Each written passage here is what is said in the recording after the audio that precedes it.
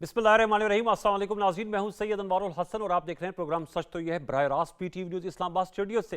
नाज़रीन, पाकिस्तान और भारत के दरमियान हाई वोल्टेज मैच आज हुआ, लेकिन अनफॉर्चुनेटली पाकिस्तान की कारकर्दगी हाई वोल्टेज नहीं थी बल्कि काफ़ी लो वोल्टेज थी। इसको मायूसकुन कारकर्दगी भी हम करार दे सकते हैं। 61 रन से पाकिस्तान को शिकस्त हुई है T20 वर्ल्ड कप के इस मैच में। कोलंबो में प्रेमदासा स्टेडियम में ये आज मैच हुआ, जिसमें बहुत सी लोगों की नज़रें मरकूज़ थीं, क्योंकि ये सिर्फ एक क्रिकेट का मैच नहीं, इसके पीछे एक पूरा सियाको सबक रहा। पाकिस्तान ने T20 वर्ल्ड कप में बांग्लादेश को आउट करने पर इस मैच के बायकॉट का ऐलान किया था। बाद अज़ाम ने देखा कि बैक चैनल राब्ते हुए, फिर आईसीसी का एक वफ्द भी आया T20 वर्ल्ड कप से कबल लाहौर, फिर बांग्लादेश के क्रिकेट बोर्ड के सरबराह भी आए और उसके बाद फिर पाकिस्तान ने अपनी बातें भी मनवाई।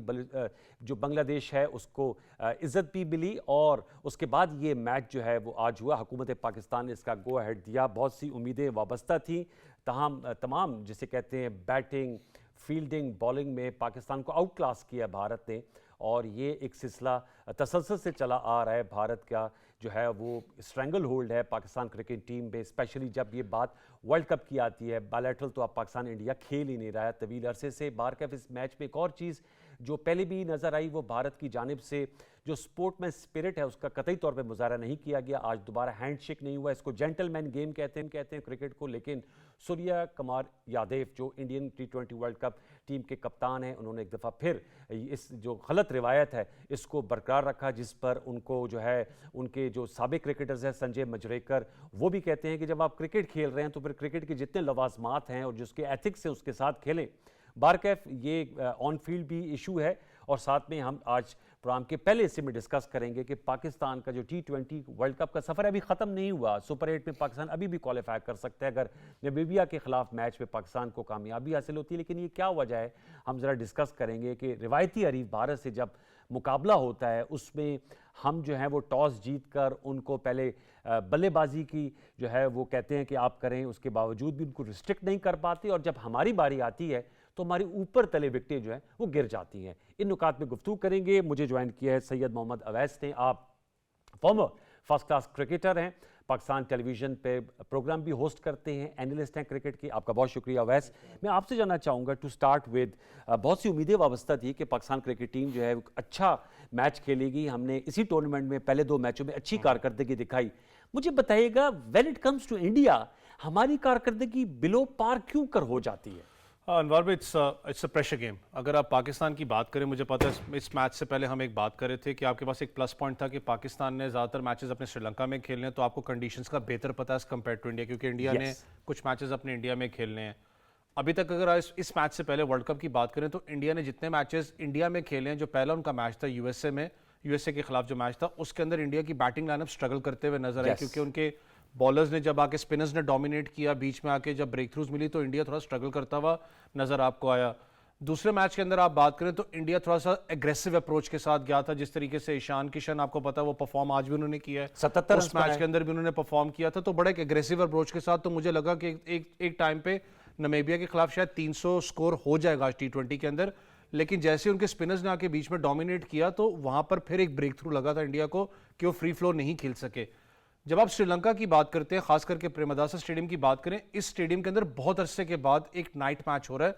इससे पहले जो मैच हुआ ऑस्ट्रेलिया वर्सेस जिम्बाब्वे का भी हुआ था रिसेंटली, बहुत बड़ा अपसेट था। वो एक अपसेट इसलिए भी था क्योंकि वहां पर बॉलर्स ने ज्यादा डोमिनेट किया था। लेकिन आप दिन की रोशनी में खेल रहे थे, रात में खेल रहे हैं, पर ड्यू फैक्टर भी होता है, आपको पता है बारिश वाला मामला भी बीच में आ रहा था। मुझे सिर्फ एक इशू नजर आया जो पाकिस्तान टीम की, अगर आप बात करें लोन कॉन्फिडेंस तो हम थे इस मैच से पहले, वो अगर ट्रैक रिकॉर्ड देखें तो हमारा ये नजर भी आता है। 2 चीजें, इंडिया टीम आपको हाई ऑन स्पिरिट्स क्यों नजर आती है? अगर आप इस सेटअप की बात करें जिस वक्त खेल रहा है सूर्या कुमार यादव की कप्तानी के अंदर, ये पूरा का पूरा सेटअप है 3-4 साल अंडर 19 से कंटिन्यूटी की तरफ निकला हुआ है। ठीक, जब आप राहुल द्रविड़ की बात करें स्पेसिफिकली, जब राहुल द्रविड़ कोच बने थे इंडिया अंडर 19 के, he was never in the plans of India senior team की कोचिंग के लिए। जब रिजल्ट्स प्रोड्यूस स्टार्ट हुए, वहां से उन्होंने कहा यार रिजल्ट्स प्रोड्यूस हो रहे हैं, इंडिया के अंदर सारी वही अपना जितनी खेप है वो उठ के आ रही है, परफॉर्म भी कर रही है। उन्होंने ड्रामेटिकली उनको उठा के इंडिया की टीम के साथ लगा, आपके सामने वर्ल्ड चैंपियन भी बनाया और वो इज्जत से साइड पे हो गए।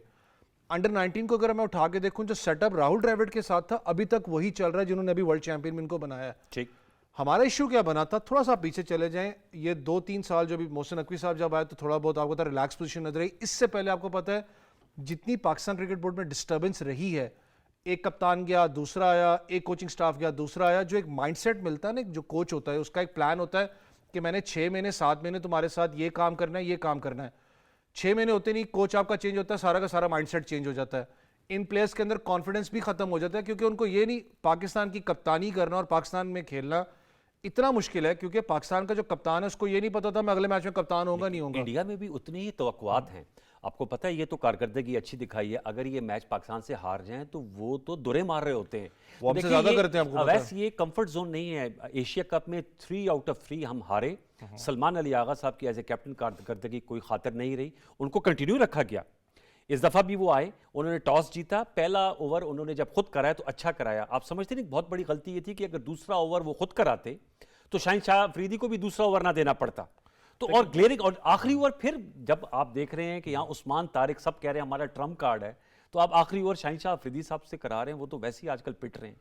देखिए, जो आपने एक बड़ी अच्छी बात की, अगर मैं शाहीन के उसके शाहीन की अगर परफॉर्मेंस की बात करूं तो हमें एक चीज़ तो रियलाइज़ करना पड़ेगा कि उसका डिप आया परफॉर्मेंस में, क्योंकि चाहे वो फिटनेस के बाद जब वापस भी आए हैं, उनकी चाहे आप पेस की बात करें, चाहे उनकी लाइन लेंथ की बात करें, बॉडी की बात करें, यहाँ तक कि रिदम की बात करें, वो आपको कटा हुआ लगता है। वो एज सच कोई वो शाहीन नहीं नजर आते जो कि आपको नजर आते थे। आज के मैच में भी देखें, जिस वक्त एक प्रेशर सलमान ने डाल के रखा था पहले ओवर के अंदर, तो दैट मीन्स कि आपने उसको दूसरे, कहते हैं ना हंट इन पेयर्स की बात होती है, दूसरे एंड पे आपने प्रेशर को कंटेन करना था। आपने आते ही उसको शॉर्ट बॉल दी, उसका एकदम वो रिलैक्स हुआ प्रेशर, आपका ओवर जिस तरीके से निकला सबके सामने है। इस शाहीन ने एक काम किया था पिछले मैच के अंदर, जब आपको पता है कि आपकी जो फुल लेंथ डिलीवरी है वो काम नहीं आ रही, जो कि पहले आप करवाते थे, जो आपको इन स्विंगर मिलता था, आपने थोड़ा सा शॉर्ट ऑफ द लेंथ जाके बॉलिंग करवाई थी, खिंची हुई गेंद, जिसमें आपको फायदा मिल रहा था। मुझे नहीं पता कि उनके ज़हन में क्या चीजें चल रही हैं। सलमान की आपने बात की, सलमान अली आगा ने पहले से जब दूसरा ओवर करवाया, इसमें कोई हर्ज नहीं था, आप तीसरा ओवर भी करवाते, क्योंकि आपने प्रेशर को माउंट करके रखा था, आपने प्रेशर रिलीज किया। चौथा सबसे बड़ा एक मुझे अनवार भी समझ नहीं आती कि फहीम अशरफ आपका जेन्युइन ऑलराउंडर है, यस, आपने उसको वर्ल्ड कप में अभी तक बॉलिंग यूनिट में यूज ही नहीं किया। आपके पहले मैच में भी जब शाहीन का इशू था तो आप उसको रिप्लेस करके फहीम को ला सकते थे। ठीक, आज भी जिस वक्त आपको लगा कि रन्स लीक हो रहे हैं, आपने फहीम को इंट्रोड्यूस क्यों नहीं करवाया? ये सबसे बड़ा क्राइम है। मुझे नहीं समझ में आ रही कि माइंडसेट या जो मैनेजमेंट बैठी है उसका आखिरकार दिमाग क्या चल रहा है इस चीज पे। उस्मान तारिक की बात की, वो ट्रम्प कार्ड आपका, जिस वक्त ईशान किशन मार रहा था तो आपको उस वक्त उसको यूटिलाइज करना चाहिए था। मोहम्मद हफीज साहब की आप मैं उसको पोस्टर बोल सुन रहे रहा था, वो कहते please use him, use your Trump. Commentators यहां तक कह रहे थे कि आपको यूज करना चाहिए उसको, क्योंकि उसने बहुत अच्छी आज बॉलिंग करवाई है, उसने सूर्य कुमार यादव को मारने नहीं दिया। ये चूंकि आपने क्रिकेट खेली भी है, हमारे व्यूअर्स को भी पता है कि ये प्रेशर गेम होती है, it's always a pressure game when it's India versus Pakistan. ये कहना कि ये नहीं, इससे पहले भी पाकिस्तान के कप्तान रहे, पाकिस्तान की टीम रहे, प्रेशर गेम था इसमें। अच्छा, ये मुझे बताएगा कि साहबजादा फरहान, एक ज़रबा था उनका, एक बना, उन्होंने हिट किया था बुमराह को और उसके बारे में भी था, आज वो नहीं चल सके। बाबर आजम, फिर आपके जो हमारे वो बॉलर बहुत अच्छे हैं हमारे, अब बन गए, वैसे तो ओपनिंग बैट्समैन है सैम अयूब, लेकिन बॉलर ज़्यादा अच्छे लगते हैं। उनकी शॉट देखें जो है वो लग रही है, मिस हिट्स लग रही हैं। फिर बाबर आजम, फिर सलमान अली आगा क्रॉस बैट खेल गए। आप ऑलरेडी 2 डाउन है, 3 आप डाउन हो गए, खुद अपने आप को प्रेशर लिया। फरिया इदरीस साहब ने भी हमें ज्वाइन किया, सीनियर जर्नलिस्ट हैं, एनालिस्ट हैं। अस्सलाम वालेकुम फरिया। अनवार, कैसे हैं आप? बिल्कुल ठीक ठाक। आपकी आवाज़ तो माशाल्लाह बड़ी ज़बरदस्त किस्म की अपबीट है, लेकिन हम थोड़े से ज़रा हमारे जो हौसले हैं वो गिरे हुए इसलिए हैं कि पाकिस्तान जो है, तो अकवात ये थी कि बाइकआउट। मुझे हंसी इसलिए आ रही है अनवार कि आपको याद होगा कि आपने मुझे मैसेज किया अभी थोड़ी देर पहले दोपहर में, फिर फोन किया, आपने कहा कि आप शो में आ जाएं, तो मैंने आपसे ये सवाल किया कि आपका क्या ख्याल है उस वक्त मैच खत्म होगा कि मैच जारी होगा? तो आपने मुझे कहा कि मेरा ख्याल से उस वक्त तक मैच 9:30 पौने 10 तक खत्म होगा। बट जब पाकिस्तानी टीम खेलने आई तो मुझे लगा कि उनका जो चाह रहा है अनवार अपना प्रोग्राम 7 बजे ही कर लें, हम सुकून से इनको टाइम दें। मैं इसलिए अपबीटू के लोग, इतनी अच्छी हमारी टीम है, दे वर सो कंसर्न कि सब जाएं अपने घरों में, रमजान की शॉपिंग करें, जो करना है जल्दी जल्दी कर लें, टाइम उनके पास जितना है उसी को यूटिलाइज कर लें। So that's why I am very thankful to my Fariya. वैसे मैंने ये अवैस भी हमारे जो है वो क्रिकेट एक्सपर्ट भी, मैं आपसे जानना चाहूंगी वजह क्या आपको नजर आती है? एक तो होती है मेंटल टफनेस भी, एक होती है, जाहिर बात है आप क्रिकेट खेलते हैं और मुझे मालूम है कि they are very good cricketers individually speaking, but when it comes to India आप समझते हैं ज्यादा प्रेशर सोक इन कर जाते हैं, ज्यादा प्रेशर ले लेते हैं, जिसकी वजह से देखिए अगेन एक तो मैं आगाज करूंगी उस जबरदस्त मीम से, जो कि आपको पता है पाकिस्तानी का सेंस ऑफ ह्यूमर कितना जबरदस्त है। हाँ। तो एक मीम घूम रही है जिसमें ये कहा जा रहा है कि हमने तो पहले ही कहा था कि हम इंडिया से नहीं खेलेंगे और हम जबान के पक्के लोग हैं और हम इंडिया से नहीं खेले। इंडिया में ला ला के बॉल कराता रहा, हमें धक्के दे के कुछ खेलो, लेकिन हम नहीं खेले। तो ये तो आप देख लें हम जबान के कितने पक्के लोग निकले, हमने खेला नहीं इंडिया के साथ। दूसरी बात यह है कि मैं अपने प्रोग्राम्स आपने भी किए होंगे, लास्ट वीक हम मुसलसल क्रिकेट पे ही करते रहे, डिप्लोमेसी जबरदस्त दिखाई मोहसिन नकवी साहब ने भी और हमारे एडमिनिस्ट्रेशन ने, और हमने भी पीसीबी ने बहुत अच्छा प्ले किया, बांग्लादेश का साथ दिया। So it was a feel good factor through out. हम वो वीक प्रोग्राम्स करते रहे। तो आखिरी दिन जब हम बात कर रहे थे, नुमान नियाज साहब थे हमारे पास, डॉक्टर नुमान नियाज, इकबाल बेग साहब थे, तो उनसे एक सवाल ये हुआ कि अब क्या होगा, अब तो खेलना पड़ेगा। क्योंकि मैं उनसे यही कह रही थी कि मैं कोई इतनी नई एंकर भी नहीं हूँ, बड़े अरसे से हम प्रोग्राम्स करे हैं। मुझे नहीं याद आता कि हम कब इंडिया से जीते थे 2021 तो पे। ये जो नए लोग हैं इनको कहाँ से याद आएगा जी। मतलब इट्स सो मिनिमल कि आपकी मेमोरी में वो ग्रैब ही नहीं होता। आपकी मेमोरी में ग्रास्प ये होता है कि डरती सहमी टीम आती है, उनके हाथ पैर कांपते हैं, उनको सांस नहीं आ रहा होता पूरा। ये कितनी दफा देखेंगे हम, इट्स अ हॉरर मूवी जो हम बार बार दिखते हैं। और मैंने उनसे ये कहा था कि मुझे लग रहा है कि हम वही गाना गाएंगे कि तुम जीतो या हारो हमें तुमसे प्यार है। और मुझे हैरत है कि मेरी बात इतनी जल्दी क्यों पूरी हो गई, आई विश कि ना होती। क्या वही वक्त आ गया कि हम यही कह सकते हैं कि तुम जीतो या हारो हमें तुमसे प्यार है। लेकिन जो प्रॉब्लम्स है ना वो इतनी वाजे हैं, और हम निटी ग्रिटी में जाएंगे। आपके पास वैस बैठे हैं, वो आपको बता भी रहे हैं, मजीद बता देंगे। But the main thing that I can identify and we have identified many times, आपकी टीम में मेरिट नहीं है, आपकी टीम में नेपोटिज्म भी है, आपकी टीम में सिफारिश है, आपकी टीम के अंदर लेड बैक एटीट्यूड है। ये आपका मेन इशू है। Right man for the right job है ही नहीं। तो फिर यही नतीजा निकलना है। और नॉट जस्ट इंडिया, फ्लूक लग जाता है, कभी जीत जाते हैं कभी हार जाते हैं, लेकिन इंडिया के खिलाफ कोई बहुत ही ज्यादा साइकोलॉजिकल इशू भी है। साइकोलॉजिकल वैसे इसको हमें अहमद बिलाल साहब ने भी ज्वाइन कर लिया, उनको भी वेलकम करते हैं। इसको अगर हम वाइंड अप करें, आप क्या कहेंगे जो फरिया ने नुकात उठाए, आप समझते हैं इस शी राइट के टीम के अंदर लेड बैक अप्रोच है? देखिए, जब आप टीम का ब्रेकडाउन की बात करते हैं ना, मसला ये है कि आपने जब right man for the right job जो फ्रिया बात करी, मैं उसको सेकंड भी करता हूँ। अगर आप बॉलिंग यूनिट की बात करते हैं, आपके पास एक बहुत बड़ा एक अच्छा ऑप्शन मौजूद था, जिसको अभी अब्बास अफरीदी की बात करें, जो कि स्लोअर वन भी करवाता। आपके पास एक अच्छा ऑलराउंडर था, मुझे नहीं पता उसको टीम से किस सलमान मिर्जा साइडलाइन की। सलमान मिर्जा आपके पास बेंच पे बैठा हुआ है, नसीम शाह आपके पास बैठा हुआ है। जब आप ऑप्शंस देखते हो ना कि आपके बेंच पे कितने ऑप्शंस बैठे हैं, वो इतने लिमिटेड हैं। मसला आपका सारा का सारा इस टूर्नामेंट के अंदर सुपर 8 में भी जाके आएगा, वो आएगा आपके मिडल ऑर्डर की, क्योंकि मिडल ऑर्डर आपने जोर जबरदस्ती बनाया हुआ है। आपके पास जितने भी इस वक्त प्लेयर्स बैठे हैं वो ज्यादातर हैं ओपनिंग पोजीशन के। आपके पास मिडिल ऑर्डर नहीं है जो कि आपको जाके टूर्नामेंट जितवाए, आपको जाके मिडिल ऑर्डर्स के अंदर 7वें और 12वें ओवर तक जो एक गैप होता है ना, उसको बिल्डअप करने के लिए आपको मिडिल ऑर्डर स्ट्रांग चाहिए। आपका सबसे बड़ा एक इशू है कि वो नहीं है इस वक्त, टिमिड है इस वक्त। If you don't mind Awais, मुझे ये बताइएगा हमारे ओपनर्स कौन से कोई बहुत जबरदस्त हैं? हमारा शुरू का बैटिंग का जो है प्लेयर वही नहीं सस्टेन करता। फरहान और कौन सा रिलायबल प्लेयर है? मैं आज सोचती रही कोई एक प्लेयर मुझे बता दें। इंडिया में नंबर ऑफ प्लेयर्स हैं जिसको हम यकीन से कह दें कि ये मैच विनर है, कौन है वो? मैडम, आपने बात बिल्कुल ठीक है, क्योंकि मैं भी ब्रेकडाउन भी निकाल के देख रहा था। अगर आप पाकिस्तानी ओपनर्स की बात करते हैं, अगर मैं टॉप 4 की बात कर लूं, टॉप 4 बैट्समैन के अंदर आपका जो स्ट्राइक रेट है वो 128 है। वहां की अगर मैं बात करता हूं तो जो टॉपेस्ट स्ट्राइक रेट है वो 160-170 है। क्योंकि इस अभिषेक नहीं, मैं ईशान किशन की बात करूं, उसका स्ट्राइक रेट है, उसने 300 भी 260 भी टच किया हुआ है। ओपनर्स की आपने बात की, इशू यही है कि इस वक्त साहिबजादा फरहान की बात करूं, नॉट अगेंस्ट हिम, उसने अच्छा परफॉर्म किया है, लेकिन आप जब क्विक 30 करते हो उसके बाद जो रोटेट द स्ट्राइक वाला मामला है वो सबसे ज्यादा प्रेशर आपका माउंट करता है ओपनर्स का। वो मिडिल ऑर्डर में जाके परफॉर्म नहीं होता लड़कों से। आपके पास फखर जमान अच्छा एक ऑप्शन मौजूद था, उसको आपने बाहर किया हुआ है। मैंने कहा ना कि इस वक्त इतनी डिस्टर्बेंस है पाकिस्तान क्रिकेट के अंदर कि आपको समझ में नहीं आ रही कि who's right man for the right job. लेकिन खुदारा अगर आप चाहते हैं कि सुपर 8 के अंदर निकलें, टेक अ डिसीजन। मेरे लिए वो झंडा जो लगा हुआ है वो सबसे ऊपर है, शाहीन ऊपर नहीं है। शहीनशाह अफरीदी को आप रेस्ट थे, आपके पास नसीम बैठा है, सलमान बैठा है, उनको टीम में वापस ले फेयर गए। इनफ, आपने बहुत अहम नुकात उठाए, थैंक यू वेरी मच। क्यों नहीं रेस्ट देते शाहीन-शाह अफरीदी को? I mean he was my favourite player at one point, जी। लेकिन अब वो नहीं है फॉर्म जी। में, वजह क्या है? क्यों हाँ। नहीं उनको रेस्ट करने देते? नहीं, लेकिन ये हमने नुकता उठाया जो आप भी बिल्कुल सही कह रही हैं कि वजह क्या, अगर फ़खर ज़मान को रेस्ट दिया जा सकता है तो क्या शहनशाह अफरीदी को भी रेस्ट दिया जा सकता है? वैसे thank you very much for joining us. We hope कि पाकिस्तान अगला मैच खेले नमीबिया। हम तो चाहते हैं कि पाकिस्तान जो है वो क्रिकेट के मैदान में कामयाबी के झंडे गाड़े, लेकिन मेरे ख्याल में हमें अपनी खुद एहतसाबी भी करनी चाहिए कि जब इस तरह की परफॉर्मेंस सामने आए। व्यूअर्स हमें ज्वाइन किया हुआ है फरिया इदरीस ने, सीनियर जर्नलिस्ट एनालिस्ट हैं। अहमद बिलाल महबूब साहब ने भी ज्वाइन कर ली है, पिलडेट के आप सरबराह हैं और ज़ाहिर बात है क्रिकेट और पे भी तबसरा कर सकते हैं, लेकिन हम इनसे जो है वो मुल्की सियासत बिलखसूस जो इस वक्त एक और इशू जो हमारे मीडिया की ख़बरों में बहुत ज़्यादा हावी है, वो बानी चेयरमैन PTI इमरान खान साहब की सेहत का मामला। आज इस हवाले से अपडेट ये है, आपके इल्म में है कि हमारा तीसरा दिन हम इस पर शो कर रहे हैं।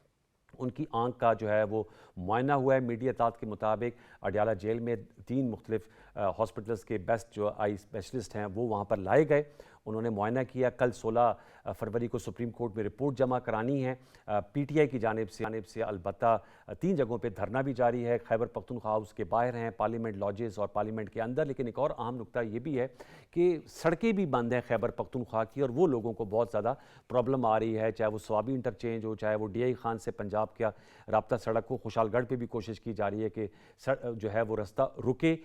ये जो एहतजाज है, ये जो पॉलिसी है, क्या ये वो नतीजा निकाल सकती है जिसकी मुतमन्नी है पाकिस्तान तहरीक इंसाफ? ये भी हम डिस्कस करेंगे। अहमद बिलाल महबूब साहब, अस्सलाम वालेकुम। अस्सलाम जी, आवाज़ आ रही है मुझे? बहुत शुक्रिया अहमद साहब, उस पर तो हमने गुफ्तगू कर ली, कुछ हमने उसका एनालिसिस कर लिया। जो आज हमारे T20 वर्ल्ड कप भारत के खिलाफ मैच था, फरिया इदरीस भी हमारे साथ मौजूद हैं, अवैस साहब क्रिकेट एक्सपर्ट थे, वो अब नहीं है। आपसे मैं जानना चाहूँगा, बताइएगा, एक तो क्रिकेट का मैच हो रहा है, दूसरी तरफ एक सियासी मैच भी पड़ा हुआ है। पाकिस्तान तहरीक इंसाफ का कहना है कि उनके ज़ाती मौलजीन जो हैं वो शामिल हों उसमें, और कोई फैमिली मेम्बर भी हो जब खान साहब का इलाज हो रहा हो। आज उनकी आंख का मुआयना कराया गया है, जो मीडिया इत्तलात में खबरें आई हैं, और कल हमने इस पर जब प्रोग्राम किया तो वज़ीर इत्तलात व नशरियात अताउल्लाह तारड़ साहब ने कहा था कि उनके जो आंख का इलाज है वो मखसूस तिब्बी इदारे से जो इससे जुड़ा हुआ है आंख से, उससे भी करवाया जाएगा। कल सुप्रीम कोर्ट में रिपोर्ट भी जमा होगी।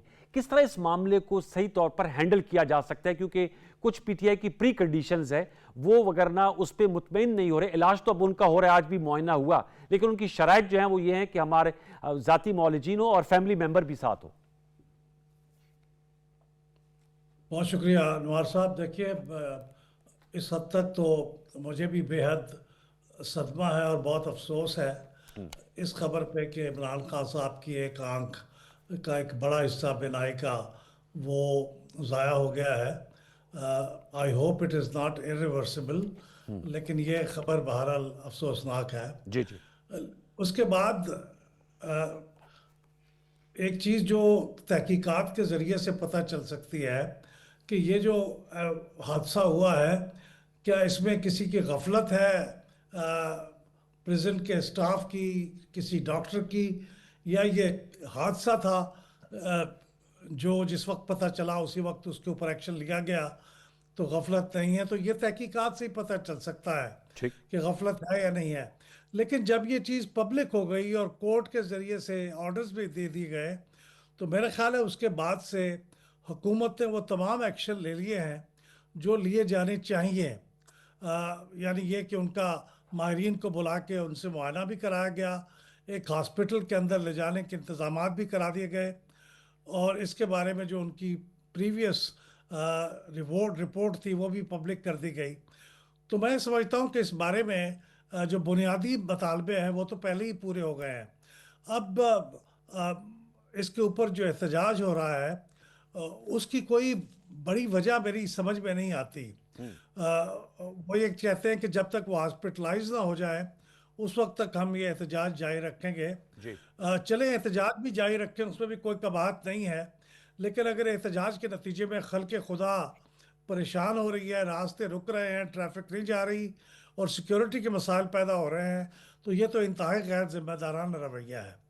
और दूसरी बात यह है कि उनके रिश्तेदारों को, तो उसके बारे में तो मेरे ख्याल में सुप्रीम कोर्ट में भी ये उन्होंने ये केस रखा था, और सुप्रीम कोर्ट ने तो उनकी बात ये नहीं मानी थी कि रिश्तेदारों की मौजूदगी में ये सारा कंसल्टेशन का प्रोसेस हो। लेकिन जो उनके ज़ाती मालज है उनमें से किसी एक को शामिल कर लेने में कोई मजाका नहीं है। अच्छा। अगर ठीक। वो भी इस कोड ऑफ एथिक्स के ऊपर अमल करें कि वो जो कुछ उनको देखेंगे सुनेंगे, जो बातें और होंगी, वो पॉलिटिकल मामलात पे कोई तबसरा नहीं करेंगे, कोई मालूमात शेयर नहीं करेंगे। तो मेरे ख्याल में कि सिर्फ purely medical point of view से ये बताने के लिए कि बानी पीटीआई की इमरान खान साहब की माजी का जो मेडिकल कनेक्टिविटी है वो इससे हो जाए और इन लोगों को पता चल जाए जो माहिरीन हैं, तो वो शायद बेहतर इलाज कर सके, तो उसमें कोई हर्ज मुझे नज़र नहीं आता। तो मेरा ख्याल है हुकूमत उस बारे में उसने टोटली इनकार भी नहीं किया है और शायद वो किसी स्टेज पे इसको कबूल भी कर ले।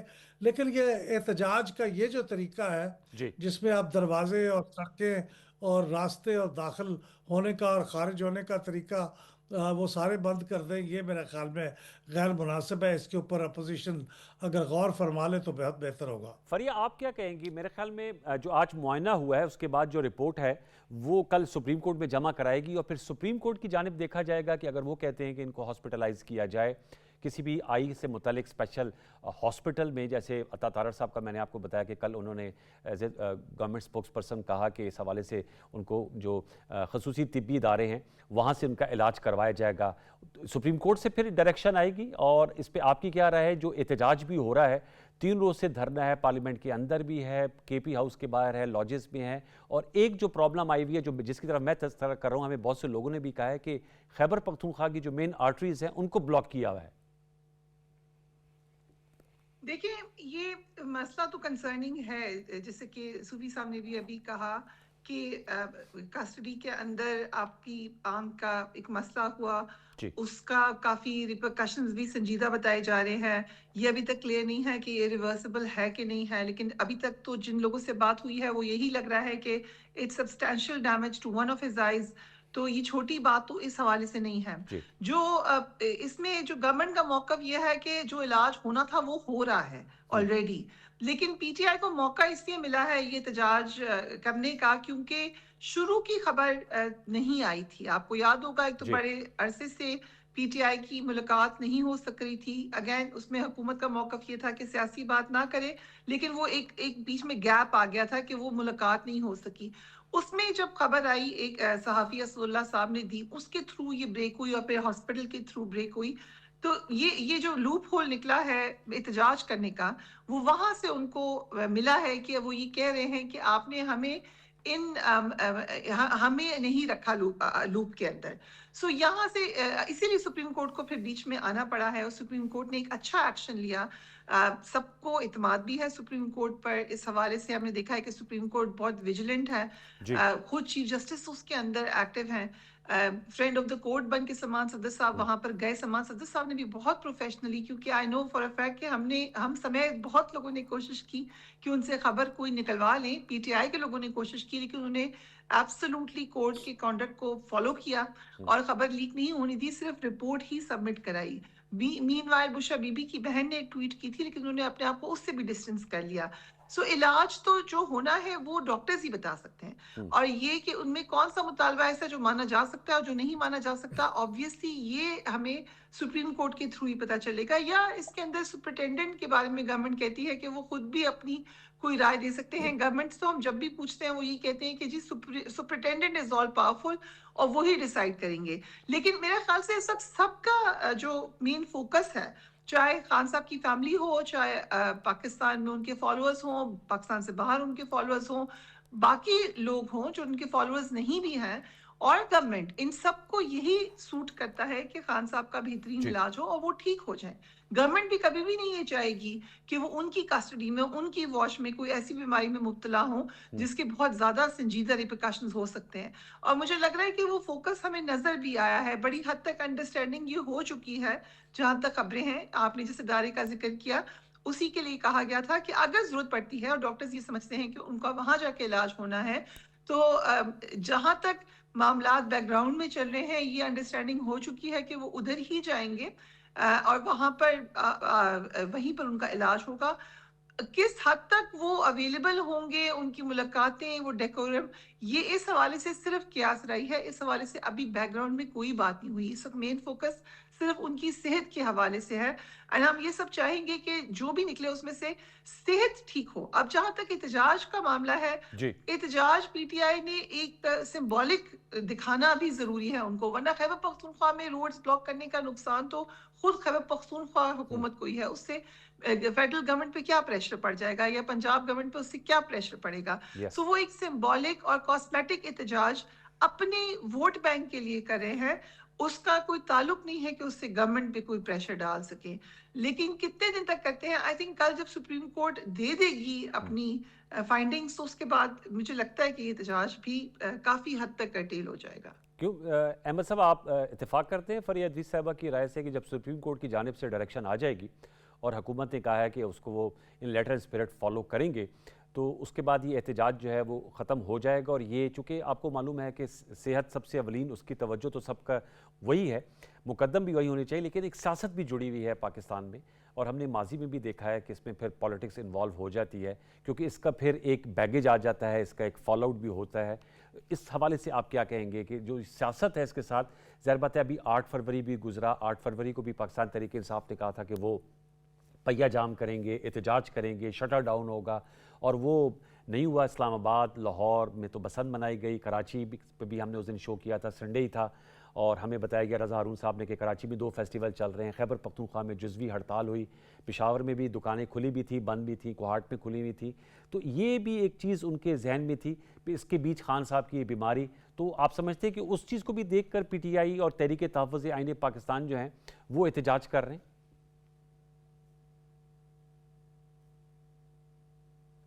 अहमद साहब अनम्यूट कीजिएगा जी अपना जूम लिंक। आप सो सॉरी। जी जी जी, मैं ये कह रहा हूँ कि सुप्रीम कोर्ट का इंतज़ार करने की बजाय हुकूमत के पास चूंकि डॉक्टरों की राय आ गई है, जी और डॉक्टरों ने जो कुछ उन्हें एडवाइस किया है उसके मुताबिक फौरी तौर पे एक्शन करना चाहिए।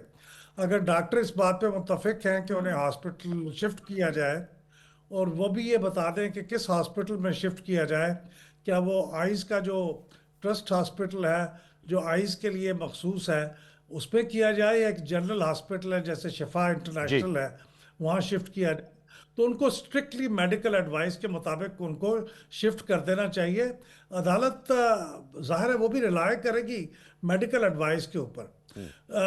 दूसरी बात जो आपने सियासत की बात की है वो बिल्कुल बजा है। मैं भी ये महसूस करता हूँ कि गुज़श्ता कई दफ़ा की कोशिश की है PTI ने कि वो मुख्तलिफ मौक़ों पर कोई एजिटेशन कर सकें, लेकिन वो उनको मायूसी हुई क्योंकि उनको मुख्तलिफ वजूहात के बिना पे, जैसे 8 फरवरी का आपने कहा कि लाहौर में तो बसंत चल रही थी और कई दूसरी जगहों पे मुख्तलिफ और फेस्टिवल चल रहे थे, लोगों की ज़्यादा तवज्जो नहीं है उसके ऊपर, तो वो जनरली सिवाय 1-2 जगहों के अलावा बाकी वो कामयाब नहीं हो सकती। और उससे पहले भी कोशिशें हुई तो वो ज़्यादा कामयाब नहीं हुई। तो वो अब इस मौके को मेरे ख्याल में इस्तेमाल करना चाहते हैं पूरे ज़ोर शोर के साथ कि अब ये वाक़या हो गया है तो अब इसको इस्तेमाल करें, मुझे ऐसे लगता है। लेकिन ऐसे करना नहीं चाहिए, इसलिए कि ये किसी की सेहत को अगरचे माजी में भी इस्तेमाल होती रही है सियासत के लिए, लेकिन नहीं होनी चाहिए। उससे फिर ये होता है कि जिसके सेहत का मामला होता है वो सफ़र करता है, क्योंकि फिर दूसरे लोग भी उसको सियासी अंदाज में उसका मुकाबला करते हैं और वो मरीज़ सफ़र करता है। जी तो ऐसे नहीं करना चाहिए। प्लीज़ मेरे ख्याल में हुकूमत को भी स्ट्रिक्टली डॉक्टर की एडवाइस पे अमल करते हुए, अगर कोई थोड़ा सा मार्जिन ऑफ सेफ्टी के तौर पे अगर उनको शक भी है कि जी हॉस्पिटल ले जाए या ना ले जाए तो ले जाए, क्योंकि उनकी बेहतरी के लिए जो भी चीज़ हो सकती है वो कर दे। और वहाँ पे उनकी फैमिली, जैसे मैंने पहले अर्ज़ किया था, उनके जो डॉक्टर रहे हैं इमरान खान साहब के, उनमें से किसी एक को भी उसमें शामिल जी, कर डॉक्टर लें फैसल हैं, तो कोई डॉक्टर हर्ज आसिम नहीं। हैं, दोनों उनके ज़ाती मौलजीन में से रहे हैं। हाँ, उन्होंने कहा हम दोनों में से किसी एक को कर लें या दोनों को कर लें, तो वो उनको उनके माजी की जो मेडिकल हिस्ट्री है उससे कनेक्ट कर देंगे माहिरीन को। तो इस वक्त सारा फोकस जो है वो उनकी सेहत पे होना चाहिए, और बाकी जो सियासी मामलात हैं उनको बाद तक उठा रखें, जब मौका होगा तो फिर सियासत भी कर लें। इस वक्त तो उनकी सेहत के ऊपर फोकस होना चाहिए। अच्छा, ये फरिया साहब, आप खुद भी बड़ी बाखबर जर्नलिस्ट है, खबर ये भी आई कि आज एक मौके पे उनके जो फैमिली मेंबर है कासिम जमान साहब, जो खान साहब के कज़न हैं, उनको कहा गया कि आप आ जाएं, आप जो हैं वो जब मुआयना हो रहा है अडयाला जेल, तो लेकिन वो नहीं आए। और बताया गया है कि अलीमा खानम साहिबा का ये कहना था कि या तो बहनें होंगी तब जाकर जो है हमारे फैमिली मेंबर में बहनें हों, और बहनोई को जो है वो जो ये मीडिया इतलात है, आई डोंट नो कि इसमें कितनी ऑथेंसिटी है, लेकिन ये खबर आई है कि एक वक्त में ये कहा गया था। जहाँ तक ज़ाती मौलिजीन की बात करें, अहमद बिलाल महबूब साहब, मेरे ख्याल में ये जो डिमांड है ये शायद अभी तक पूरी नहीं की गई। आप क्या समझती हैं कि ये डिमांड में कितना वज़न है? क्योंकि जो पाकिस्तान तहरीक इंसाफ के रहनुमा हमारे शोज़ में आते हैं वो बताते हैं कि डॉक्टर अरसलान साहब जो नवाज शरीफ साहब के ज़ाती मौलिज हैं उनको एक्सेस मिलता होता था। तो आप क्या समझती हैं इस हवाले से? बिल्कुल मिलता था, बिल्कुल मिलता था। हमने उसको खुद कवर किया हुआ है। अब जबकि बल्कि आपने जिक्र ही कर दिया, जब प्लेटलेट्स की खबर थी तो वो एक मीटिंग थी प्राइम मिनिस्टर हाउस में, और उस वक्त के प्राइम मिनिस्टर ने हमें ही ये खबर ब्रेक की थी। हम कुछ सहाफ़ी वहाँ बैठे हुए थे, उन्होंने कहा नवाज शरीफ साहब की तबीयत बहुत ख़राब है और हम समझते हैं कि उन्हें बाहर के मुल्क किसी हॉस्पिटल में शिफ्ट किया जाए। और बहुत सारे सहाफ़ियों ने उनसे बहुत क्वेश्चंस किए। उन्होंने कहा कि हमने जो अपने डॉक्टर हैं उनको भी बुला लिया है और हमारे भी डॉक्टर्स हैं, और उन्होंने कहा मैंने डॉक्टर यास्मीन राशिद को एडवाइस कर दिया है कि वो अच्छे तरीके से माना करके हमें ब्रीफ करें। सो ये हुआ था, हमारे सामने ही हुआ था। एंड अगर ऐसा हो जाए, अब जो उसकी लीगल मसले अगर कोई हैं तो वो तो आपको कोई लॉ एक्सपर्ट ही बता सकते हैं, या जो कोर्ट का मैनुअल, ये जो जेल के मैनुअल को सही तरीके से समझते हो। लेकिन ये हमने होते हुए देखा है, एक एग्जांपल है, उसकी रोशनी में अगर उनके डॉक्टर जा सकते हैं। आपको याद होगा कुछ अर्से पहले, आज से तकरीबन 1 साल पहले, बहुत खबरें आई थी कि खान साहब की तबीयत बहुत बिगड़ गई है जेल में। एक मिस इन्फॉर्मेशन थी।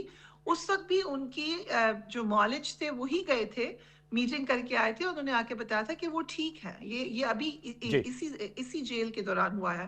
तो ये भी हमारे सामने एक एग्जांपल है। अगर हो जाएगा तो थोड़ा सा मुझे लगता है कि बहुत सारी बातें तय हो चुकी हैं। अलीमा खान साहबा की जो आज की आपने बात बताई है उसके बारे में मुझे इतनी फर्स्ट हैंड इंफॉर्मेशन नहीं है, लेकिन ये मैं आपको बता सकती हूँ कि आज से तकरीबन 4 दिन पहले जिस हॉस्पिटल का आप नाम ले रहे हैं उसके बारे में गवर्नमेंट के थ्रू एक बातचीत का आगाज हो गया था।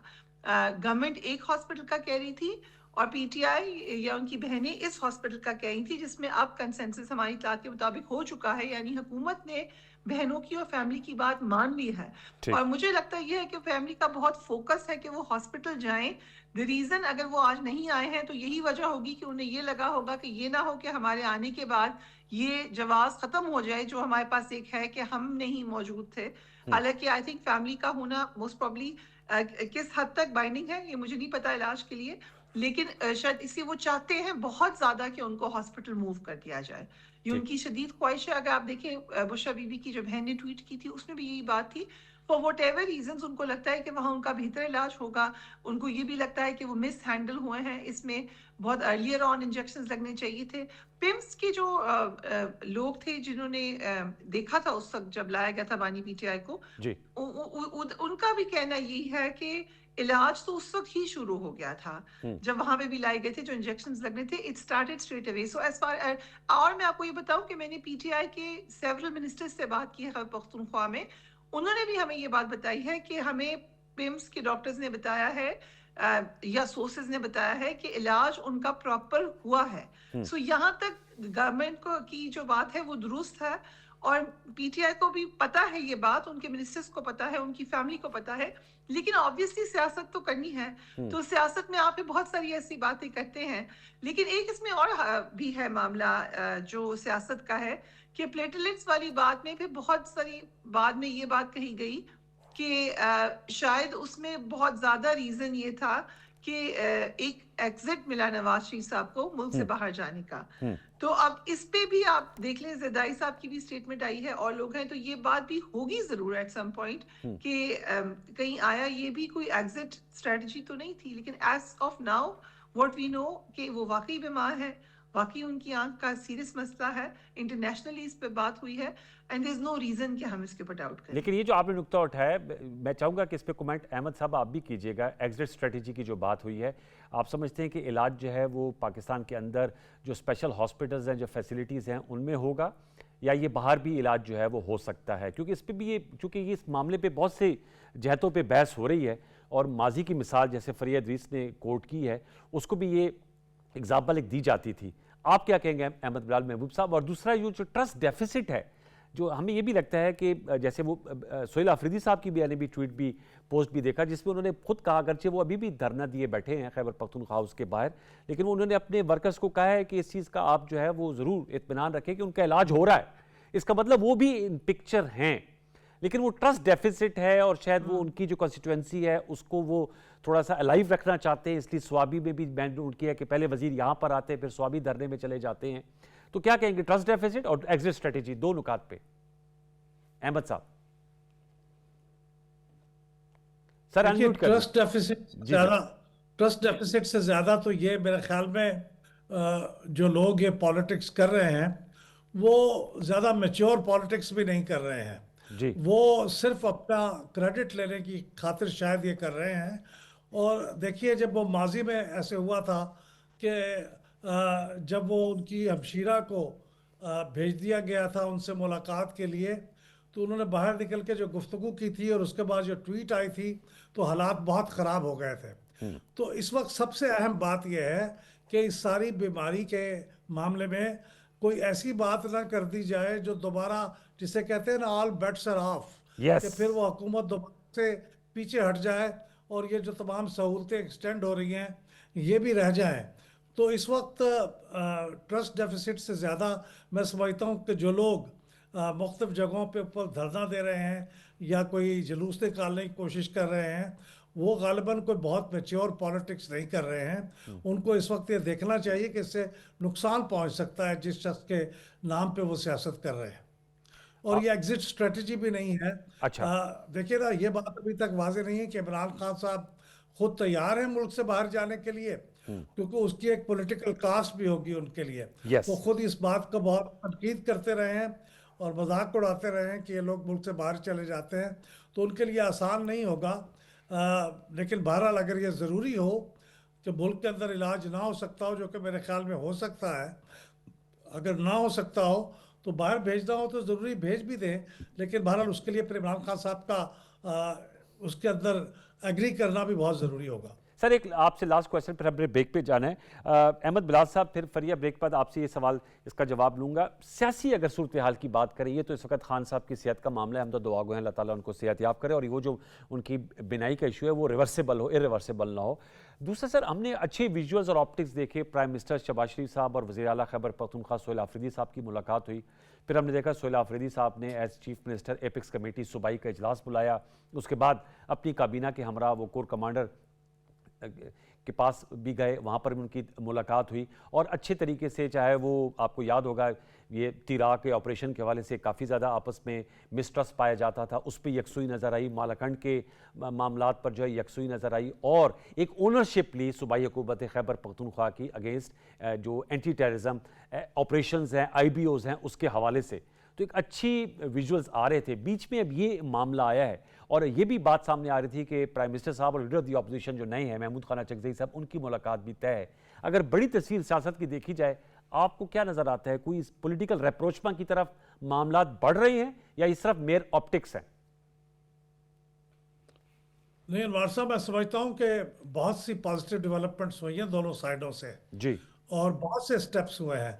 आपने कुछ का जिक्र किया है, लेकिन देखिए 5 महीने के गैप के बाद जो कायदे हिज़्ब इख्तिलाफ का तकर्रुर है दोनों ऐवानों में, सेनेट में भी और कौमी असम्बली में, यह भी बहुत अहम डेवलपमेंट है। हालांकि ये एक हफ्ते का काम होता है, अगर वो करना चाहते तो पहले भी हो सकता था, लेकिन ये 5 महीने के बाद अगर हुआ तो इसका मतलब यह है कि कोई एग्रीमेंट, तो कोई ब्रॉड एग्रीमेंट नज़र में रख के हुआ है। ठीक। तो मेरे ख्याल में ये बहुत तसल्ली बख्श बात है। मैं आपसे एग्री करता हूँ कि ये बहुत हौसला अफजा बात है कि दोनों साइडों ने इस बात को रियलाइज़ किया है, क्योंकि आप हुकूमत पे होते हुए सूबाई हुकूमत में ऐसा नहीं हो सकता कि आप हुकूमत वफाकी हुकूमत से कुट्टी करके बैठ जाएं। आपको अपने आइनी फ़राइज़ सरअंजाम देने हैं।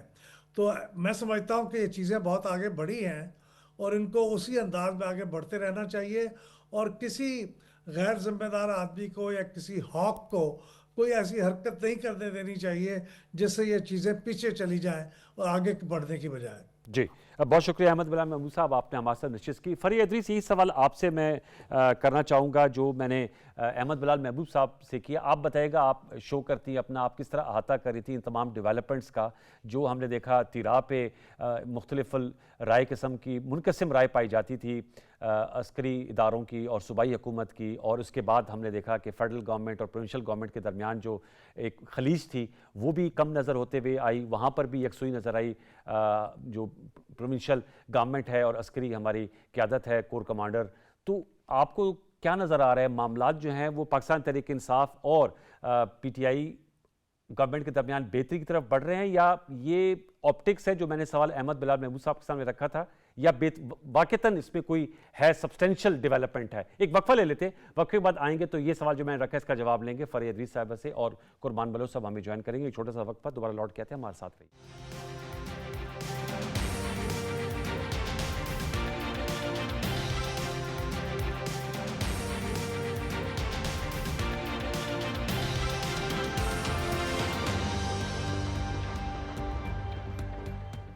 जी वेलकम बैक। फरीद इदरीस साहब, आपसे मैं सवाल आपके सामने रखा था, प्लीज काइंडली जवाब दीजिएगा। अनवार, बहुत सारी पॉजिटिव स्टेप्स हुए हैं। आपने जिक्र किया प्रोविंशियल गवर्नमेंट का जो एक पॉइंट ऑफ डिफरेंस था, बहुत संजीदा और बहुत परेशान कौन ऑपरेशन के हवाले से, जिसको बाद में फिर क्लैरिफिकेशन भी आई कि ऑपरेशन की तो बात ही नहीं, IBO हो रहे थे एंड थ्रू आउट वो होते रहे हैं और इस वक्त भी हो रहे हैं। उसमें जो पॉइंट ऑफ डिफरेंस था वो अलार्मिंग था। आप भी गए हैं उन मीटिंग्स में, जो चीफ मिनिस्टर ने अलग की, DCI-SPR ने की ऑन रिकॉर्ड की, तो जो पॉइंट ऑफ व्यू था वो इस कदर अलग था कि मुझे तो बहुत परेशानी हो रही थी कि ये किस तरीके से मामला ठीक होंगे, और उसके हम सब ने अपने कंसर्न्स भी वॉइस किए, और मेरा ख्याल से उसको हम जरा PTI के मामला से अलग कर देते हैं, क्योंकि ये पूरे पाकिस्तान की सिक्योरिटी का एक नेशनल इंटरेस्ट का बहुत मेन इशू था। PTI is again a national party, उसकी हर जगह रिप्रेजेंटेशन है, वो भी जरूरी है कि वो भी कौमी धारे के अंदर ही रहे, लेकिन ये मेरे नज़र में उससे ज़्यादा अहम इसलिए था क्योंकि ये पूरे पाकिस्तान की सलामती और बका का मामला था, और उसमें बहुत ज़रूरी था कि आप ऑन बोर्ड हो जाएं, क्योंकि हम यही कहते हैं ना कि जब टेररिस्ट अटैक करता है तो वो ये तो नहीं करता कि मैं खाली पंजाबी पे अटैक कर दूं, खाली पठान पे अटैक कर दूं, या खाली पाकिस्तान की फौज पे कर दूं और पाकिस्तान के लोगों को ना करूं। वो तो सबके ऊपर अटैक करता है। फौज तो आपकी आगे खड़ी हुई है सीसा पिलाई दीवार बन के, उनको इसलिए अटैक करता है कि मारना उसने हमें है, वो रास्ते में आ जाते हैं। सो ये बहुत बड़ी डेवलपमेंट हुई कि इस पे कंसेंसस हो गया। मेरे ख्याल से एपेक्स कमेटी वाला जो वाकया है, ये किसी तरीके से भी आप इसको नहीं ओवरलुक कर सकते कि एक बाकायदा अंडरस्टैंडिंग डेवलप हुई, और इस कदर ज़्यादा कॉन्फ्लिक्टिंग ओपिनियन के बाद तो मैं मुबारकबाद देती हूँ उस पर पाकिस्तान को, खैबर पख्तूनख्वा की हुकूमत को और तमाम के तमाम स्टेक होल्डर्स को कि उन्होंने इन मामलात को हल किया and they have come on board, and I pray कि ये इसी तरीके से रहे। सियासत किसी की इतनी बड़ी नहीं है जो मुल्क से बड़ी हो जाए। दूसरी बात ये, अब आ जाते हैं PTI की तरफ। PTI बहुत ज्यादा पेंडुलम की तरह एक्सट्रीम गई दूसरी तरफ, लेकिन हमने उसको आहिस्ता आहिस्ता वापस आते हुए देखा। इवन आपने पुराने चीफ मिनिस्टर को भी देखा, उनकी स्टेटमेंट जो थी वो हमेशा कोशिश करते थे कि मैं कोई बहुत ज्यादा एक्सट्रीम दूसरी तरफ ना चला जाऊं। उनकी गवर्नमेंट के लोगों से भी जब हम बात करते थे वो भी यही कहते थे। आपको मैं बताऊं, PTI की अक्सरियत बहुत अनकंफर्टेबल थी इस बात पे कि उनकी एक डायरेक्ट किस्म की जो फेस ऑफ हो गई है एस्टेब्लिशमेंट से, वो उस पार्टी का मेकअप ही नहीं है कि वो इस किस्म की जो स्पेस ऑफ है उसको लेके आगे चल सकें। सो हमने देखा कि ना सिर्फ इंटरनली मामला थोड़े से बेहतर हुए, आप बात करें अब तो आपको विजिबली नजर आया, एक टेबल पर भी बैठे हैं, इख्तलाफ राय जरूर करें, लेकिन आप कभी भी इस हद तक नफरत में ना जाएं कि वापस ना आ सकें। 2-3 बातें हुई, इसमें बहुत इंपॉर्टेंट बात यही थी कि प्राइम मिनिस्टर की मुलाकात हो गई। उससे पहले बिल्कुल सूफी साहब ने सही फरमाया कि तैनातियां हो गई जो कि 6 महीने से रुकी हुई थी।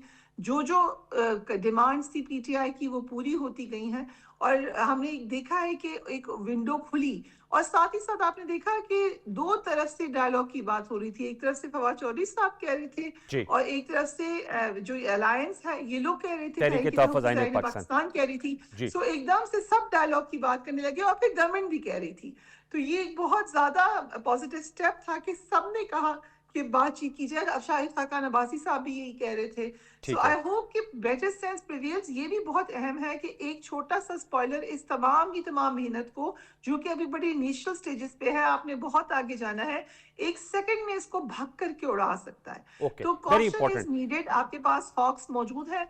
हम चाहते हैं कि ये मामलात आगे बढ़ें और आपकी की तमाम जो तलखियां खत्म हो और सब सियासत की धारे में आए और फिर नेक्स्ट इलेक्शन की तरफ जाएं। Very important play.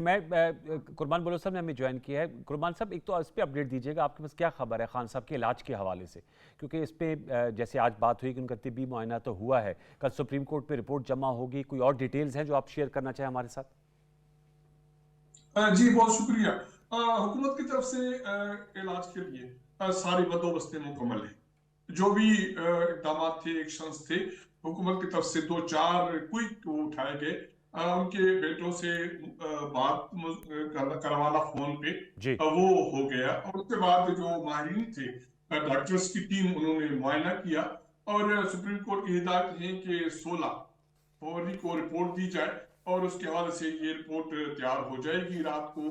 और उसके साथ साथ हुकूमत इसको भी देख रही है कि एक तो सुप्रीम कोर्ट के हिदायत है, दूसरा ये है कि तिब्बी जो माहिरीन की रिपोर्ट बनेगी उसके बुनियाद पर क्या सिफारिशात की जा रही है। ये भी पॉसिबिलिटी है कि उससे पहले भी हुकूमत एक्शन ले, क्योंकि उसके पार्लियामानी उमूर के वफाकी वजीर डॉक्टर तारिक फजल चौधरी ये कह चुके हैं कि वो जो पीटीआई के बानी चेयरमैन को अस्पताल जो मुंतकिल करने के लिए भी तैयार हैं और उनके फैमिली मेंबरान के साथ मुलाकात कराने के लिए भी तैयार हैं। ठीक। आज भी जो डॉक्टर की टीम्स थी, उसमें ये चीज थी कि जो बानी चेयरमैन की बहन को ये अप्रोच किया गया कि पीटीआई के अगर कोई रहनुमा उसके साथ मुलाकात में जाना चाहे तो वो जा सकते हैं, लेकिन कोई रहनुमा वहां नहीं पहुंचा।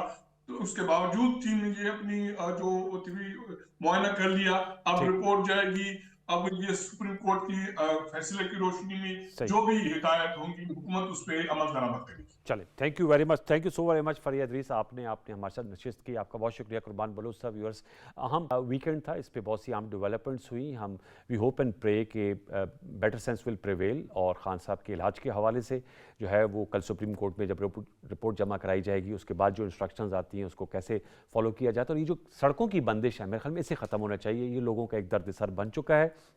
क्रिकेट का जहाँ तक चलते चलते हम तो अभी भी दुआ गो हैं कि आज की मायूसकुन कारकर्दगी के बावजूद भी still back Pakistan cricket team Namibia के खिलाफ जीत कर सुपर 8 में आएंगे और इंशाल्लाह T20 वर्ल्ड कप जीतेंगे। कम से कम आपका एम ये होना चाहिए। अब इंशाल्लाह आपसे मुलाकात होगी नेक्स्ट वीकेंड पे। रमज़ान शरीफ की भी आमद है, सबको एडवांस रमज़ान शरीफ की मुबारकबाद। अल्लाह ताला इस माह मुबारक को हमारे लिए खैरियत से लेकर आए और हमें इनफरादी और इज्तिमाई इबादत और हुस्न सलूक रखने का जो है वो एक इस्तिताअत दे और हम एक दूसरे के लिए खैर का सबब बने। मुझे सैयद अनवारुल हसन और सच टेक ब्रॉडकास्ट टीम को इजाज़त दीजिए। अपना बहुत सा ख्याल रखिए। अल्लाह ने के बाद।